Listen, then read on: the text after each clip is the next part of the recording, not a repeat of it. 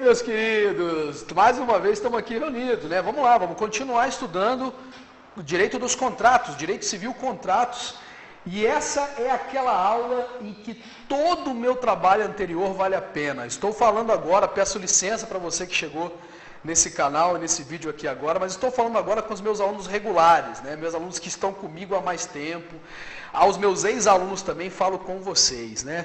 Essa é aquela aula que eu vou à forra, né? Que eu fico feliz, porque a todo tempo em sala de aula eu digo assim, ó, não era hora da gente estudar isso vocês só viriam lá não sei onde, mas eu já vou trazer aqui agora, porque chegar lá na frente você já conhece o assunto. E a aula de hoje é exatamente esse momento que todo o meu trabalho anterior valeu a pena, né? Antes de eu continuar, se você não se inscreveu no canal, faça isso agora, inscreva-se aqui, ative as suas notificações, né, para que você possa ser avisado quando eu mandar um novo vídeo. E manda esse vídeo para um colega seu que vai falar, ó, tá aqui, cara, classificação dos contratos, é isso aqui, ó, né? Porque a gente trata desse assunto de uma forma muito tranquila, muito suave. Eu tenho certeza que para os meus alunos, quem foi meu aluno, vai falar, não, mas eu já sabia disso tudo. É, cara, você já sabia disso tudo, porque eu vim te preparando para isso tudo mesmo. Porque a gente é foda, a gente é fodástico, entendeu? Então você vai chegar aqui e você vai tirar isso de letra. E acabei falando, então, o tema da nossa aula de hoje é esse tema, classificação dos contratos. Nós vamos classificar os contratos segundo diversos critérios, tá? A maioria esmagadora, para não dizer todas dessas classificações, meus alunos já conhecem, tá? Então vamos lá, o capítulo, pode abrir um capítulo novo, o capítulo é classificação dos contratos, e aí nós vamos fazer a classificação segundo diversos critérios, eu vou te avisando quais são os critérios que a gente vai adotar, tudo bem? Então, classificação dos contratos, a primeira classificação, a gente vai chamar de classificação quanto às partes envolvidas, ou também chamado quanto à presença da sinalagmaticidade, né? Ou seja, quanto às partes envolvidas ou quanto à sinalagmaticidade. Essa é a primeira classificação. E se você é meu aluno, você já ouviu essa palavrinha maluca confirmando o que eu já te falei antes, cara. Você já conhece esse assunto aqui, eu já te preparei para isso, tudo bem? Então vamos lá. Dentro dessa classificação, a primeira espécie de contrato é o contrato unilateral. Contrato unilateral é a primeira espécie de contrato dentro dessa classificação, chamada classificação quanto às partes envolvidas. Então, precisa ter um cuidado aqui. O que é um contrato unilateral? É um contrato em que somente uma das partes assume obrigações perante a outra parte, né? E por isso que ele é unilateral, né? Uma estipulação em favor de uma outra pessoa, obviamente, né? Tendo que ser aceita pela outra pessoa, né? Já vê que isso aqui é negócio jurídico antes de mais nada. Então, o contrato unilateral é aquele que não é sinalagmático, né? É aquele em que o sacrifício, a gente vai falar de sacrifício patrimonial mais tarde de novo, né? Porque eu, infelizmente, tenho que te apresentar o que a doutrina diz. Por que eu digo infelizmente? Porque muitas dessas classificações, e quem é meu aluno já me ouviu falar isso, muitas dessas classificações eu não concordo com elas, né? Mas é importante que a gente conheça. Esse contrato não é sinalagmático, porque o sacrifício patrimonial, os deveres se encontram somente entre no lado, né, de uma das partes apenas, ou de um dos polos contratuais. Então, qual seria o exemplo clássico de um contrato unilateral? O exemplo mais clássico é a doação pura e simples, né? O exemplo mais clássico de todos é a doação pura e simples. Quais seriam os outros exemplos de um contrato unilateral? Um outro exemplo muito bom de contrato unilateral é o exemplo da fiança, né? Quando eu, fiador de uma outra pessoa, assumo essa posição de maneira gratuita, obviamente, né? Eu estou assumindo somente sacrifícios patrimoniais. É verdade que eles são condicionais, mas se essa condição acontecer, a gente vai falar de cláusulas condicionais, né?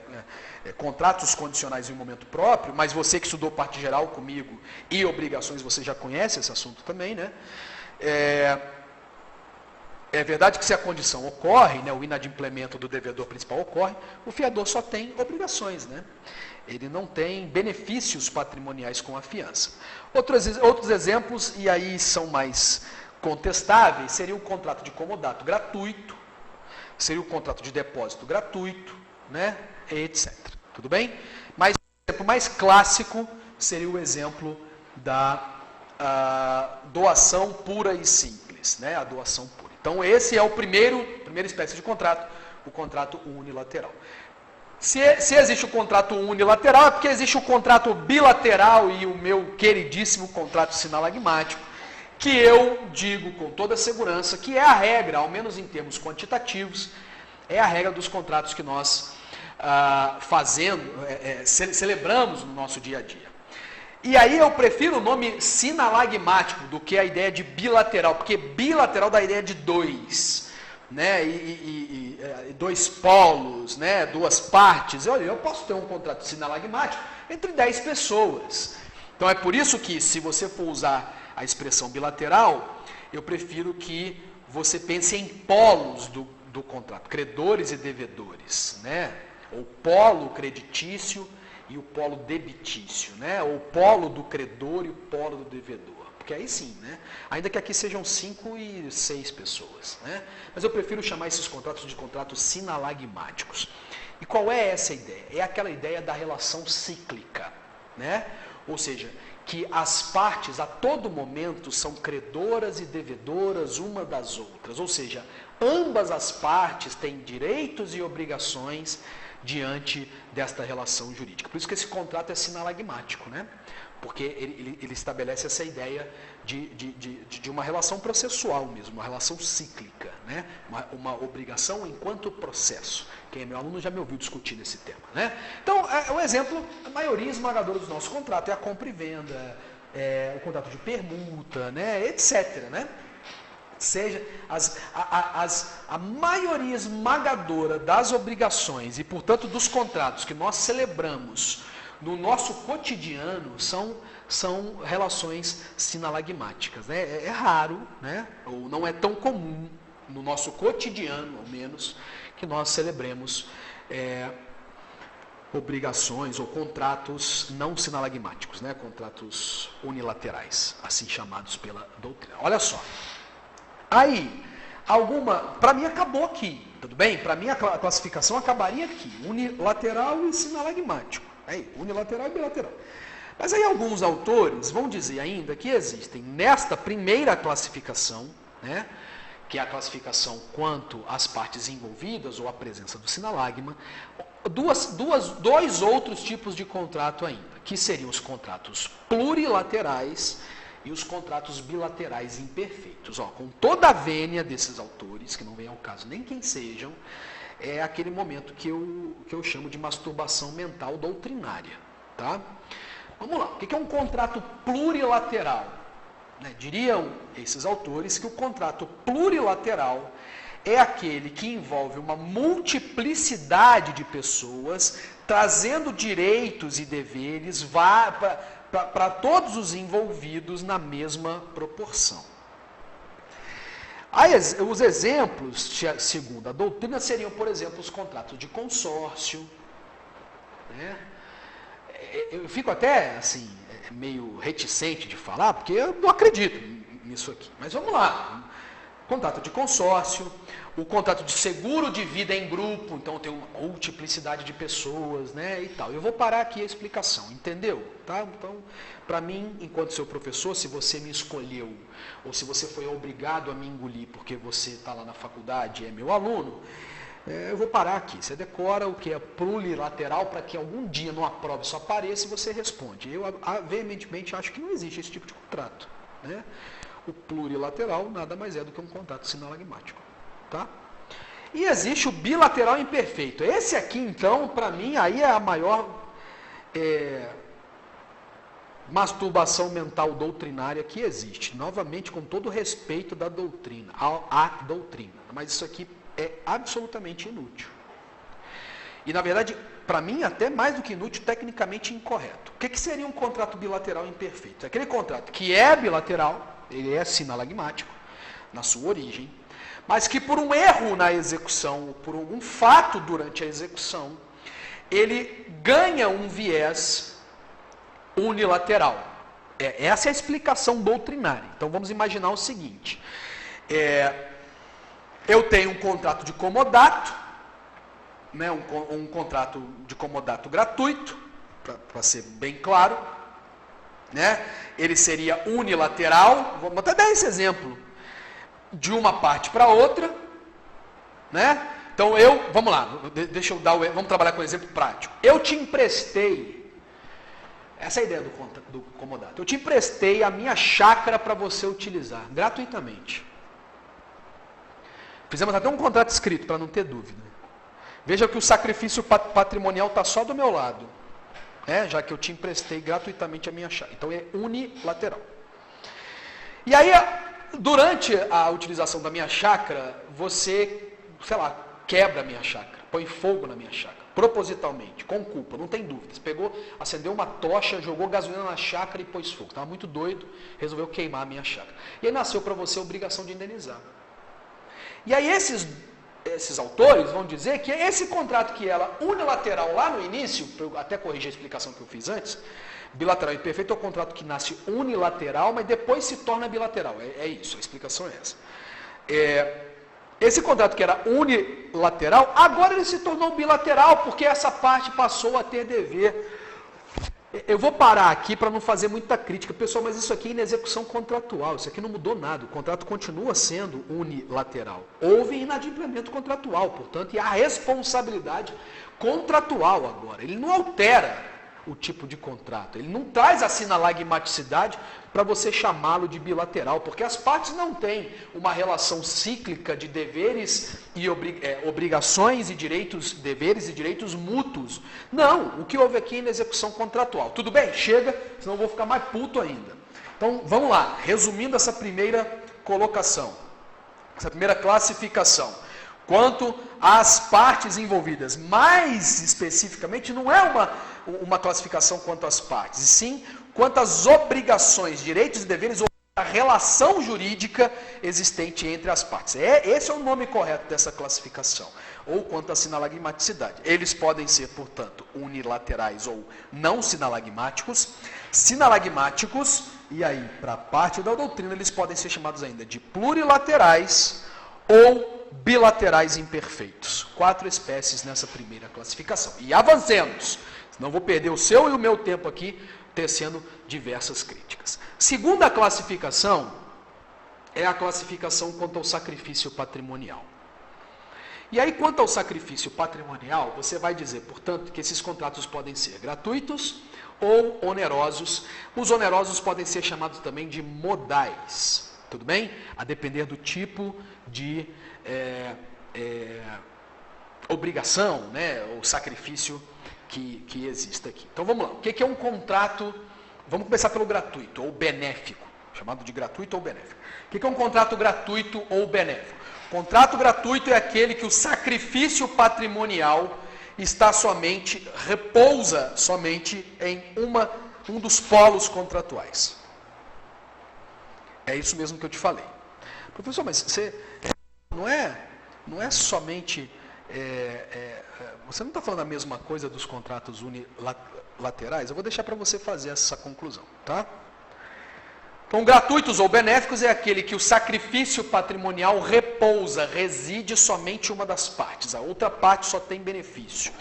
Você pode dizer também, essa é uma das formas mais corretas que eu acho de conceituar os contratos gratuitos, é dizer que eles são uma liberalidade, são contratos que decorrem da prática de uma liberalidade, aquele que o sacrifício patrimonial está somente em um dos polos, porque esta pessoa, ou este polo, né, eu prefiro chamar de polo, quem é meu aluno conhece, resolve praticar uma liberalidade a favor do outro. E o que seria um contrato oneroso? Ora, ambas as partes se obrigam a realizar sacrifícios patrimoniais. Né, sacrifícios patrimoniais que sejam correspondentes ou não aos benefícios patrimoniais a serem recebidos. Aí você vai dizer assim, professor, é a mesma classificação da sinalagmaticidade. Meus queridos, não é a mesma classificação. Né? Inicialmente você pode achar que é a mesma, né? Até porque eu falo em sacrifícios nas duas situações, né? Então, vamos lá. Quando a gente está tratando de sinalagmaticidade, a sinalagmaticidade ela quer te trazer a ideia de uma relação que seja cíclica, de uma relação que traga uma relação uma relação jurídica que estabeleça entre as partes deveres e obrigações que são cíclicos e em assim sendo, que sejam também equivalentes. Essa é a ideia do sinalagma, né? Essa relação que é dialética. A palavra é essa. Quando eu falo em onerosidade, essa onerosidade não precisa ser necessariamente uma onerosidade proporcional. Ou seja, um contrato é oneroso mesmo quando o meu sacrifício patrimonial é pequenininho em relação ao benefício patrimonial que eu vou auferir. Não necessariamente, portanto, que ele seja sinalagmático. Então veja só, uma doação pura e simples é um contrato gratuito. Na verdade, talvez um dos únicos exemplos. Novamente tem a fiança, o comodato, né, etc. Mas o exemplo clássico de um contrato gratuito é a doação pura e simples. Se você estiver diante de uma doação modal ou uma doação com encargo, o que é doação modal com encargo? Você que já foi meu aluno lembra de eu falar disso em sala de aula. É aquela doação em que o doador realiza a liberalidade, mas exige o cumprimento de um ônus pela outra parte. Ônus esse que, para ser doação, tem que ser ínfimo tem que ser menor, pequeno diante da liberalidade a ser recebida. Então eu vou doar um terreno e vou dizer para você, toma um terreno, mas você tem que construir para mim uma capelinha lá no fundo dedicada a São Jorge. Esse é o exemplo que eu dou em sala de aula, né? Só para que você que é meu aluno, lembre-se de mim, lembre-se desse exemplo em sala de aula. E aí, portanto, veja, há sacrifício patrimonial de ambas as partes, apesar deles não serem proporcionais.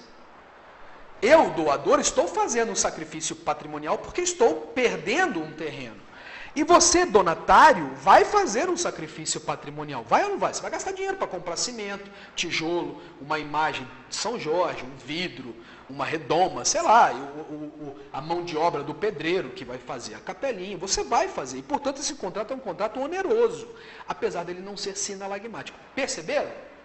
Então, à primeira vista, é verdade, entretanto, que os contratos unilaterais tendem a ser gratuitos, enquanto os contratos sinalagmáticos tendem a ser onerosos. É verdade que há uma tendência aqui, mas essa tendência não é uma tendência verdadeira, não é uma tendência, eu quero dizer assim, não é uma tendência absoluta, né? Eu posso ter um contrato unilateral, que é o caso da doação pura e simples, mas oneroso. Unilateral oneroso porque repousa num dos polos somente os deveres, né, o outro só tem benefícios, e entretanto o sacrifício, existirá um sacrifício patrimonial por parte da outra parte, né, da parte que só teria benefícios, portanto. Fechou?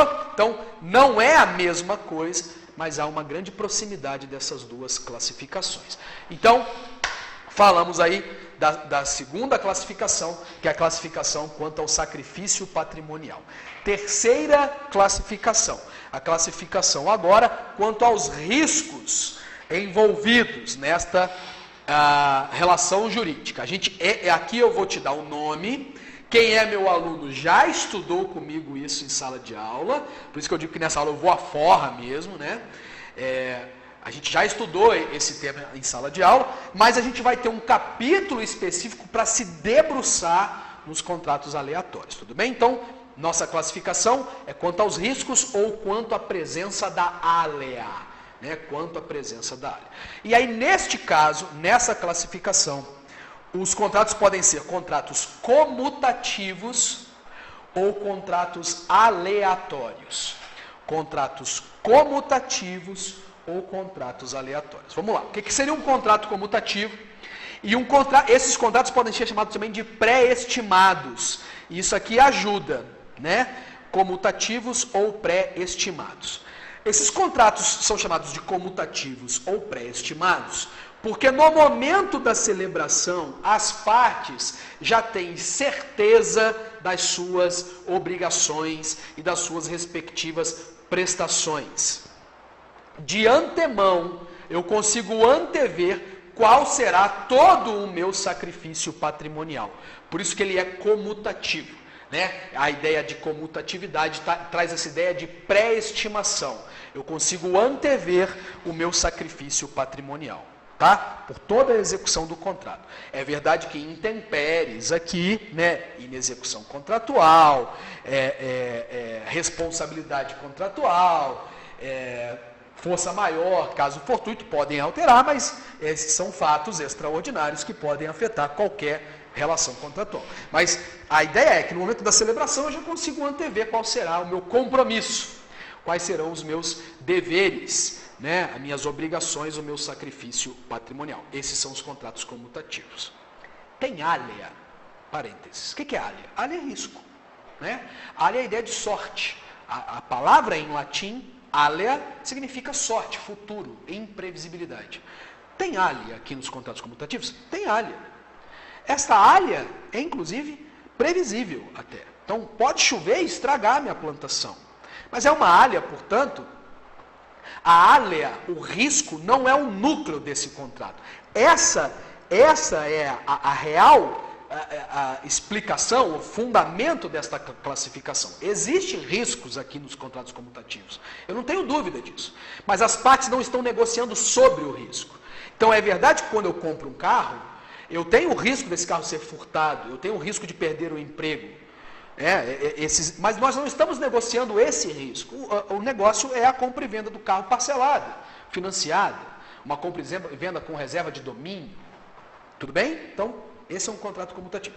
O que é um contrato aleatório? O contrato é aleatório, pessoal. Por quê? Primeiro, e esse é o maior fundamento de todos, o risco, a alea, é o próprio núcleo desse contrato. As partes estão deliberando sobre um fato, um evento futuro e incerto.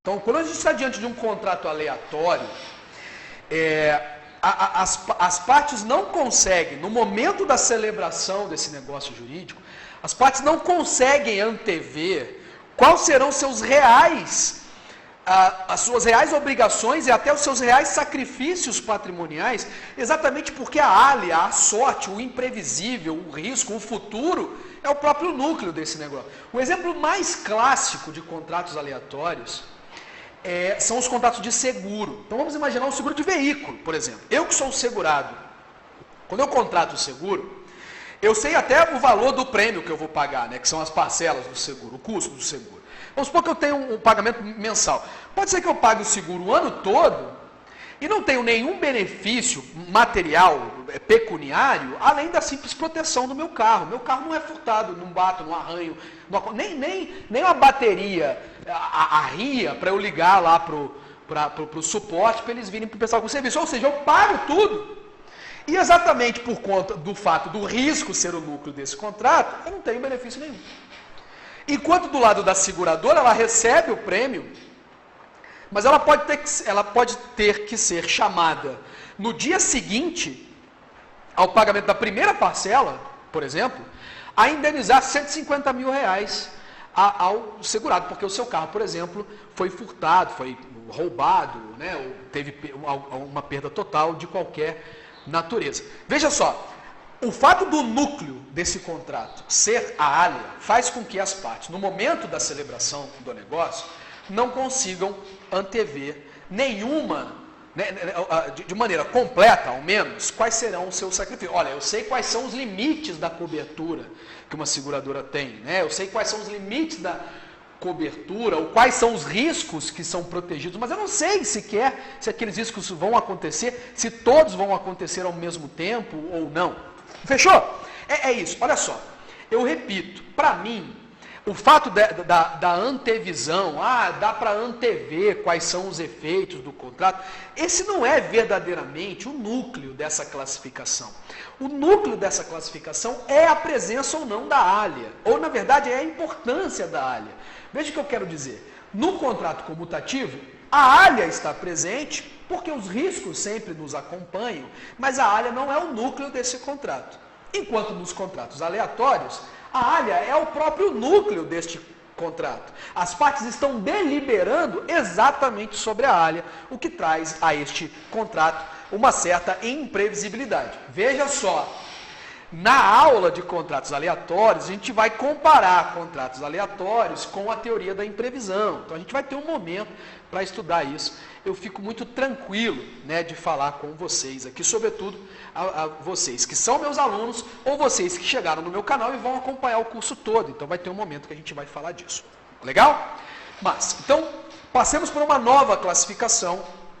A classificação agora quanto à negociação entre as partes. Negociação entre as partes é o nosso próximo critério, né, de classificação. E aí, nessa classificação, nós vamos conhecer dois tipos de contratos. Os contratos paritários e os contratos de adesão. Contratos paritários e contratos de adesão. Bem, o que seriam contratos paritários? São aqueles contratos em que ambas as partes negociam livremente as cláusulas e condições deste contrato, né? Aí alguns autores dizem assim, é a regra, é o tipo tradicional, é o tipo mais antigo. Olha, eu não consigo fazer essa afirmação não, né? Dizendo que é a regra. Eu vou dizer que no mundo capitalista, numa sociedade de consumo, né, uma sociedade sobretudo globalizada, hoje o contrato paritário é um contrato excepcional. Eu vou dar um exemplo aqui no meu escritório. As partes, os meus clientes que chegam aqui no meu escritório não negociam comigo as partes, as cláusulas e condições do meu contrato de prestação de serviços advocatícios. Eu apresento a eles o contrato e a gente, no máximo, assunto esse que eu vou comentar daqui a pouco, que eu também tenho divergência com certos autores, no máximo nós negociamos o valor dos honorários e a condição de pagamento. Mas os limites da minha prestação de serviço, as minhas obrigações, as obrigações do meu cliente já estão pré-estabelecidos no meu contrato, que por sinal é gerado por um sistema que eu mesmo fiz, onde eu preencho tão somente nome, né, a qualificação do meu cliente, o valor dos honorários, forma de pagamento e vencimento, clico no botão e ele já gera o contrato. Então veja só, eu não consigo dizer que o contrato paritário é uma regra, né? Contrato de transporte, contrato de fornecimento de medicamentos, contrato de fornecimento de gêneros alimentícios, contrato de transporte aeroviário. Olha, a maioria dos contratos que a gente celebra no nosso cotidiano são contratos de adesão. E aí vamos lá, o que é contrato de adesão? Contrato de adesão é aquele contrato que as cláusulas e condições deste contrato, se não todas, em sua grande maioria, vão ser estabelecidas somente por uma das partes, cabendo a outra parte tão somente aderir ou não aderir a este contrato de adesão. Tudo bem? Por isso o nome adesão, né? Cabe a outra parte tão somente dizer sim ou não, quero ou não quero, aceito ou não aceito. E aí eu faço algumas colocações aqui, colocações que estão tanto no Código Civil quanto no Código de Defesa do Consumidor. A negociação de partes, de pequenas cláusulas, ainda que sejam cláusulas como preço, por exemplo, daí minha divergência com certa parte da doutrina, a negociação de certas partes do contrato de adesão não faz com que ele perca a sua característica de adesão. Primeira informação. Outra informação. A inclusão de cláusulas acessórias num contrato de adesão não tira dele a natureza adesiva. Isso está expressamente previsto tanto no Código Civil quanto no Código de Defesa do Consumidor. Daí, portanto, alguns autores vão dizer assim, existe contrato de consumo. Eu sei que o nosso curso não é de direito do consumidor, diria até, eu sei que infelizmente o nosso curso não é um curso de direito do consumidor, mas alguns autores vão dizer assim, porque existem contratos de consumo que não são de adesão. Sinceramente, eu quero que você me prove isso, que você me mostre, porque aí eu posso mudar de opinião também. Isso é o lindo do direito. A gente está sempre aprendendo. Mas eu quero que você me mostre um contrato de consumo, lá dos artigos 2º e 3º do Código Civil, que não seja de adesão. A compra de um eletrodoméstico. Porque aí você negocia o preço, você pede desconto, forma de... vá! Olha só, as condições de garantia, por exemplo, daquele eletrodoméstico, já estão estabelecidas pela fábrica. Até vou chamar de contrato de dupla adesão aqui, a depender do tipo de eletrodoméstico, né? Porque pode ter regulação da ANEEL também, por exemplo, que eu já aderi sem nem saber, né? Preços e condições, pessoal, como eu já disse, condições de pagamento não alteram a natureza adesiva de uma relação de consumo. Prazo para reclamar, garantia, isso tudo está pré-estabelecido, cara. O grande núcleo do contrato, a maioria esmagadora das cláusulas desse contrato de fornecimento de um produto, de um eletrodoméstico, já estão estabelecidos pelo lojista e pela fábrica. Eu, simples consumidor, eu só vou lá e no máximo choro um desconto. E olhe lá, porque o preço já está lá em cima, para eu ganhar um desconto, né, a metade do dobro. Então para com isso, com todo o respeito, pode parecer que eu não estou tendo respeito pelo meu semblante, mas com todo o respeito eu não fui convencido de que existem contratos de consumo que não são de adesão.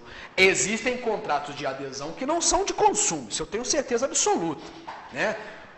Por exemplo, a compra e venda de matéria-prima de uma pequena fábrica, porque aí eu teria que falar um pouquinho mais de direito do consumidor, que não é o objetivo dessa aula.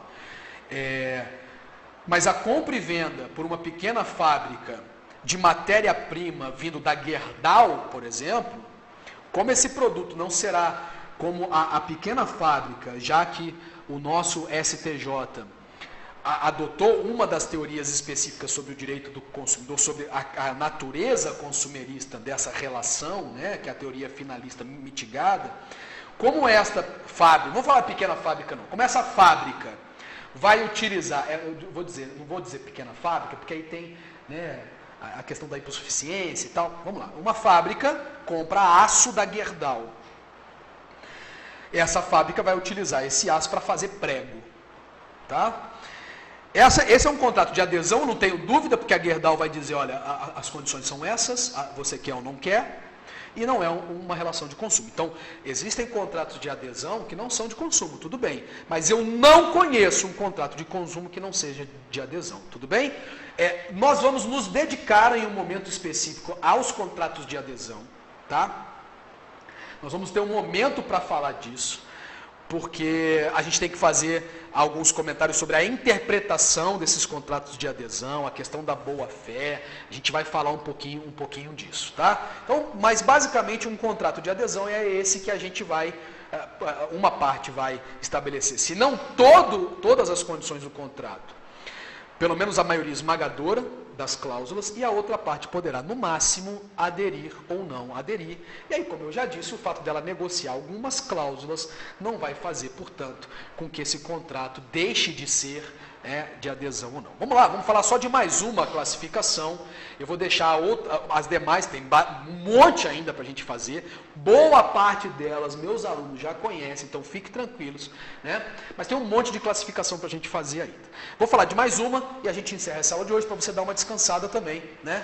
E a gente continuar esse estudo na próxima aula. O próximo critério de classificação, então, é quanto ao momento de execução deste contrato, tá? O momento de execução desse contrato. Eles são basicamente 3 espécies de contrato. Meus alunos já me ouviram falar disso lá em Direito das Obrigações, né? Se você foi meu aluno de Direito das Obrigações, basta você pegar o seu caderno, você vai ver essa explicação lá. Se você não é meu aluno, não foi meu aluno, eu estou gravando as aulas de obrigações também, fique à vontade para assistir essas aulas aqui no nosso canal. Os contratos, quanto ao momento de execução, eles podem ser de 3 espécies. Eles podem ser instantâneos, de cumprimento ou de execução diferida, ou de cumprimento ou de execução continuada, tá? Então, instantâneos, cumprimento ou execução diferida e cumprimento ou execução continuada. Muito simples, ó. O que é o contrato de execução instantânea? É aqueles em que o adimplemento, o cumprimento das obrigações é feito a pronto, à vista, logo de cara. Então, uma compra e venda de uma coxinha numa lanchonete. Isso é um contrato de execução continuada. Você paga o preço e recebe a coisa. Tudo bem? O que é um contrato de execução diferida? É aquele em que as partes negociam, né, celebram o contrato, mas o cumprimento de uma ou mais obrigações fica determinado para um momento futuro. Então, por exemplo, uma compra e venda a prazo. Não estou falando parcelada. Eu estou falando compra e venda a prazo. Por exemplo, com um cheque pós-datado. Eu compro, sei lá, um celular, um computador e passo, né, elaboro um cheque, né, dou ao lojista um cheque e peço para ele só depositar esse cheque no dia 30 do mês seguinte. Então, esta é uma obrigação diferida. Ele fica diferido no tempo. Por isso que o nome aqui é diferido. Tudo bem? E aí, os que são mais relevantes para nós, sobretudo em virtude da adoção da cláusula rebus sic stantibus pelo direito brasileiro, né? E a possibilidade, a partir da cláusula rebus sic stantibus, da convocação da teoria da imprevisão, meus alunos já sabem do que eu estou falando, já estudaram isso comigo, mas você vai estudar isso comigo aqui também, a gente vai falar de toda essa situação. Os contratos de execução continuada, ou seja, são aqueles que a execução vai se estender no tempo. São aqueles em que a execução vai se dar em múltiplos momentos. É isso que difere, que os diferencia dos contratos de execução diferida. No contrato de execução diferida, eu vou ter uma execução de uma só vez, num único momento, mas no momento futuro. Enquanto no contrato de execução continuada, eu vou ter diversos momentos de execução desse contrato. Portanto, ele vai ser fracionado em múltiplos momentos. Por exemplo, uma compra e venda parcelada, em que eu compro um celular e me comprometo a pagar 10 parcelas de R$1.000, 10 parcelas de R$2.000.